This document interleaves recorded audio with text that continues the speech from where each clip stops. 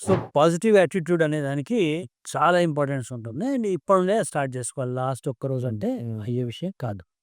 And positive attitude అంటే ఎట్లా ఉండాలి అంటే, ఓవర్ ఎక్స్‌పెక్టేషన్స్ ఉండొద్దు అస్సలు. అంటే నాకు 150 వస్తున్నాయంటే 150 చాలు. 150కి వచ్చే ఇన్‌స్టిట్యూషన్స్ చాలా ఉంటాయి. అండ్ 150 వస్తున్నప్పుడు కొంతమంది పేరెంటల్ పుష్ కూడా ఉంటుంది. ఏది 180కి ట్రై చేయి, 190కి ట్రై చేయి. 30 రోజుల్లో 40 మార్కులు పెరగవు. కనుక let us be satisfied with 150 and aim for 150.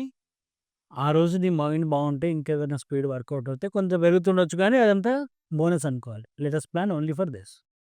And రెండోది పేపర్ ఎగ్జామినేషన్‌లో కూడా ప్రీ డిటర్మైన్డ్‌కి ఎళ్ళొద్దు. 150 తెచ్చుకుంటాను, ఆ! 50 తెచ్చుకుంటాను అని. ఓపెన్ మైండ్ తోటెళ్ళాలి. ఎందుకంటే కొన్ని పేపర్‌లు ఈజీగా ఉన్నప్పుడు 200 వచ్చినా సరిపోవు. కొన్ని పేపర్‌లు టఫ్ ఉన్నప్పుడు 130 కూడా ఎక్కువైపోతాయి. ఎస్టిమేషన్ సో, వెళ్ళాలి అంతే. ఎస్టిమేషన్ నీ బెస్ట్ ఇవ్వాలి అంతే. చాలా అనుకోని ఇంపార్టెంట్. వెళ్ళాలి. అంటే కామ్ మైండ్‌గా ఎంజాయ్ చేస్తాను 3 గంటలు క్రికెట్‌లా కదా! ఏ బాల్‌కి ఏ షాట్ ఆడాలి గాని 6 కొట్టాలనుకుంటా క్యాచ్ వేస్తది. క్యాచ్ చేస్తుంది. ఔట్ అయిపోతాం. ఎందుకంటే ప్రీ డిటర్మైన్డ్‌గా ఉంటే వాడికి తెలిసిపోతది. వాడు స్ట్రాటజీ ప్లాన్ చేసుకుంటాడు అది.